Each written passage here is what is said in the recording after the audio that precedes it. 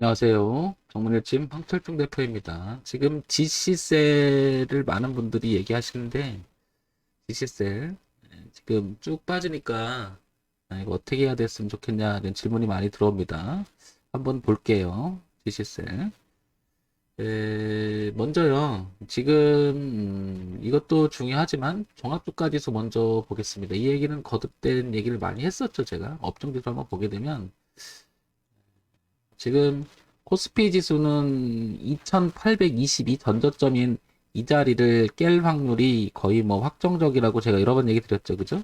그래서 오늘도 이렇게 약간 음봉이 나는 형태가 되고 있잖아요. 그죠? 근데 이제 왜 그런 얘기를 드렸냐면 이 고점이 낮아지는 흐름, 그리고 지지하장을 못 넘어가는 흐름, 그리고 전체적으로 흐름이 내려가는데 지금 뭐예요? 저점을 계속 갱신해 나가는 흐름이잖아요. 그러니까 이 흐름을 깨주는 게 맞겠죠, 거의. 그리고 이 저항과 이 지지에 대한 지지를 했었잖아요. 근데 다시 저항으로 바뀌었죠. 그리고 추세적인 흐름이 이 흐름을 타려고 하다 다시 반등의 저항을 받았죠. 그래서 이거 삼중 저항을 맞는다라고 제가 여러 번 얘기 드렸을 거예요. 그죠? 그럼 지수가 빠지잖아요. 그럼 봐볼게요. GC셀 같은 경우에는 여기가 굉장히 튼튼한 지지점을 형성했었어요. 그렇지만 이 고가도 못 넘어갔다는 것을 기억할 필요가 있다고 한 번도 질문 얘기 드렸을 거야 아마. 그렇죠? 그러면서 지금 보시면 이 고점이 낮아지면서 그죠? 낮아지면서 여기를 깨버립니다. 그죠? 그럼 흐름상 이렇게 흘러갈 수밖에 없잖아요, 이제는. 만약에 올라온다 하더라도 이거는 강력한 저항이 돼 버렸어요. 그죠? 그러니까 우리가 이제 기대할 것은 이런 종목은 여기서 빨리 회복해서 여기까지 와준다면 여기를 확인하고 치고 나가는지 꺾는지를 확인하면 어떻게 대응하겠는데 얘는 불가피하게 내려간다면 여기까지도 내려갈 가능성이 상당히 농후해졌다는 거죠. 올라오더라도 저항받고 왜냐면 이 매물이 다 이탈한 걸 다 알고 있기 때문에 누구나 다 지금 어떻게 하면 잘 도망 나올까 이런 생각을 갖는 사람이 엄청나게 많을 거라는 거죠.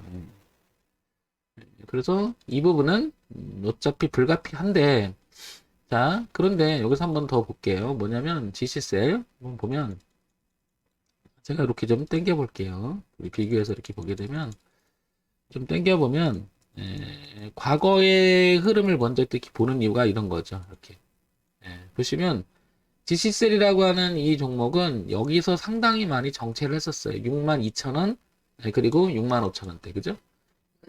그러니까 이 레벨을 넘기려고 오랫동안은 정체를 합니다. 이렇게 그죠? 그래서 2020년 3월서부터 2020년 3월부터 12월까지 약 한 6개월 정도 이상, 9개월 정도 이상을 횡보를 합니다. 그리고 나 통과했죠. 한 레벨을 높였는데 이제는 이런 생각을 해볼 수밖에 없잖아요. 여기는 중간이 돼버렸으니까 내려온다면 여기 지지점이 하나 있습니다. 그러면 지금부터 내려온다 하더라도 이렇게 보게 되면은 근 15% 이상이 더 내려올 수 있다라는 거죠. 일단 이걸 생각을 해줘야 될 겁니다.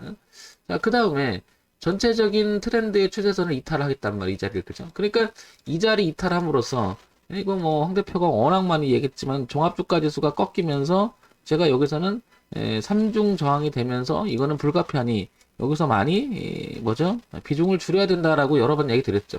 그게 이제 종합주가 지수와 흐름하고 지금 보시면 어떻습니까? 지수는 같이 흘러가게 생겼죠. 그죠? 그러면 얘가 이 흐름대로 가면 이 자리를 이탈하게 되면 얘도 마찬가지로 이 흐름대로 지금 가고 있다면 이렇게 흐름상을 보게 되더라도 여기까지 빠질 가능성이 상당히 높아졌다는 거죠. 이렇게 그죠? 이렇게 매칭을 시켜보면. 그러니까 GC셀은 일단 그 8,000원대 이상을 올라와 주기만 하더라도 도망 나올 수 있는 기회로 좀 삼아야 되지 않을까 이런 생각이 먼저 듭니다. 그죠? 이제 와주는지 어떤지는 모르겠지만은 그 부분이 좀 걸리고요. 그러니까 좀 기다려 봤다가 중간에 손절 나가게 되면 이런 데 잘라버리면 밑에서 지지하고 이렇게 또 올라올 수 있잖아요. 그러면 이게 참 애매한 겁니다. 이럴 때 그죠?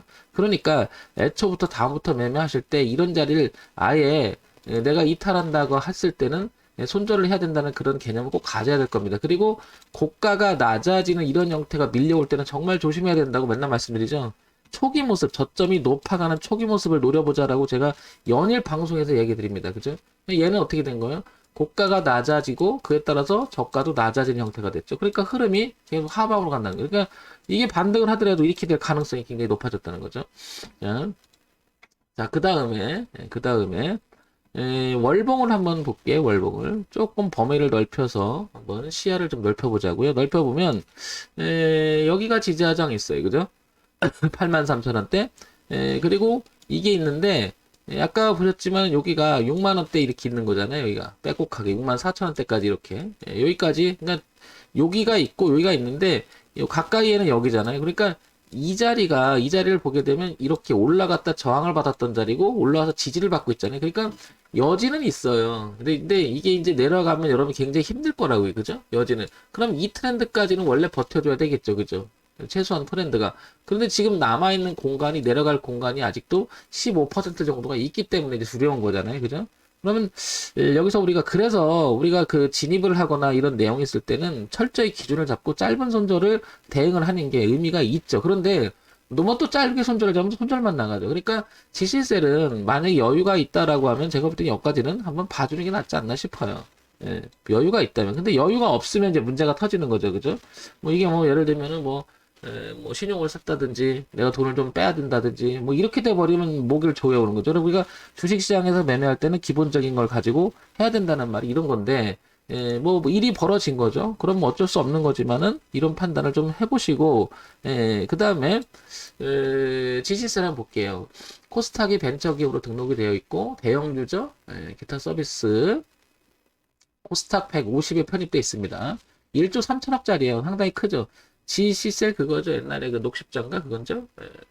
자, 여기 볼게요. 그러면 이제 기본적인 내용을 또 한번 봐봐야 되겠죠. 지시셀. 자, 보게 되면 분기 실적을 한번 볼게요. 지시셀 분기 실적.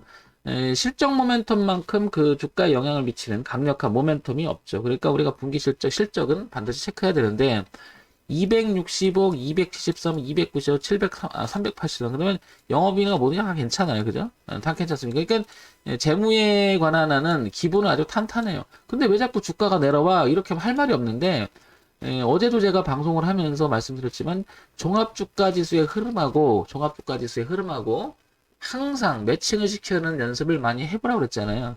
왜 그러냐면 결국에는 분위기, 전체적인 분위기라고 하는 것은 그 개별 업종의 흐름도 중요하지만 전체적인 분위기 중요하다는 얘기죠. 그게 왜 중요하냐면 서로 연결돼 있잖아요. 사회적으로 어떤 하나가 분야가 안 좋으면 연쇄적으로 안 좋고 예를 들면은 뭐 어떤 기업이 잘 돼요. 돈을 잘 벌어. 그러면 그 주변에 식당도 잘 되는 것처럼. 그런데 기업이 잘 되지 다 못 되면 어때요? 지금 현재는 시장이 잘 되는 것처럼 나중에 염려스러운 거죠. 우려스러운 거죠. 여파가 있을 수가 있으니까. 그래서 전체적인 분위기라고 하는 것은 시장에서 서로 매칭이 되면서 올라가는 경향이 굉장히 강하죠. 그런 면에서 본다면 지시셀은 이런 생각이 듭니다. 이거는 눌림이 오는 게 아닐까 이럴 정도로다가 어떻게 보면 종합주가 지수가 지금 내려가면서 그죠? 이렇게 종합주가 내려가면서 눌림의 형태가 될 가능성이 훨씬 높은데 이게 지금 그 여지가 내려갈 여지가 15%라고 하는 부분이 남아있기 때문에 힘들죠. 그리고 이 자리를 또 가서 반대로 지지한다는 법도 없어요. 그죠? 그러니까 이게 주식이 어려운 거죠. 그러니까 다음부터는 이 기준이 있다라고 하면 가차없이 그리고 기준에서 되도록이면 내가 정해놓고 가까운 데서 매매를 해야 될 겁니다. 그래야 대응이 되겠죠. 그래서 종목보다는 제가 항상 얘기 드린 것 중에 하나가 어떤 거? 종목보다는 대응의 관점인 어디서 사야 될 거에 대한 것, 어떻게 대응할지 이런 부분들도 상당히 많이 신경을 써야 된다. 이렇게 말씀을 드렸죠. 그죠? 자, 그 다음에 연간 실적 볼게요. 연간 실적을 보게 되면 506억, 그 다음에 579억, 856억. 그러니까 좀 늘어나는 쪽이에요. 그죠? 그 다음에 분기 실적도 괜찮게 늘어나는 쪽인데, 재무는 상당히 양호하잖아요. 근데 주가는 빠져요. 그죠? 자, 그러면 내용을 볼까요? 호주 특허 취득했다. 이런 얘기가 나오고, 바이오주 약세. 그러니까 이게 바이오주 약세라고 하는 것은 다 업황 쪽에 또 영향을 또 미치는 거잖아요. 전부 다. 이렇게 나오고, 쭉 나옵니다.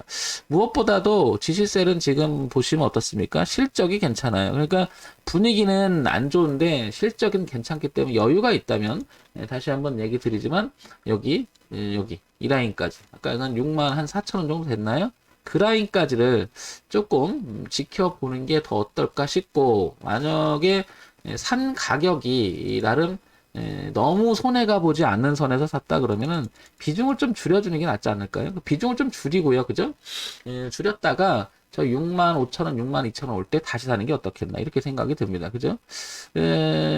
차라리 매매를 하실 때 질세를 그냥 마음 편하게 보세요. 여유가 있다면. 왜냐면 실적이 괜찮아서 아마도 기술적 반등이라도 일어날 가능성이 훨씬 높죠. 어느 정도 빠질 수는 있겠지만, 그러니까 필드가요.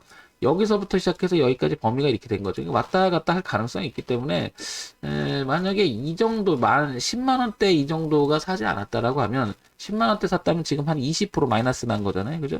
그럼 10% 안쪽에 들어온 비중을 좀 줄였다가 출렁출렁 거릴 때 다시 더 낮은 가격으로 사는 게 어떨까 싶습니다.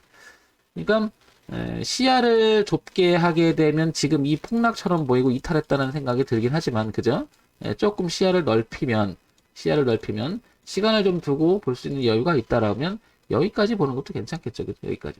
그러면 이제 큰 트렌드 자체는 아직 이렇게 살아있다라는 거죠. 이렇게는 깨진 게 맞지만 이렇게는 살아있죠. 이렇게는 그죠? 이렇게는 여기서 만나는 거죠. 이렇게 다. 그러니까 여기 62,000원, 65,000원 선까지는 불가피하게 열어두고 여유가 있다면 좀 천천히 보시고 만약에 여유가 없는 분이라면 반등을 했을 때 좀 줄였다가 밑으로 밀리면 다시 사는 이런 방법을 쓰는 게 어떻겠나 싶습니다. 어쨌든 62,000원과 65,000원까지 실적 괜찮고 열어두고 봐야 될 겁니다. 이건 조바심이 나면 이런 종목은 잘못하면 손절만 나온다. 그죠? 이런 점 참고해서 보시기 바랍니다.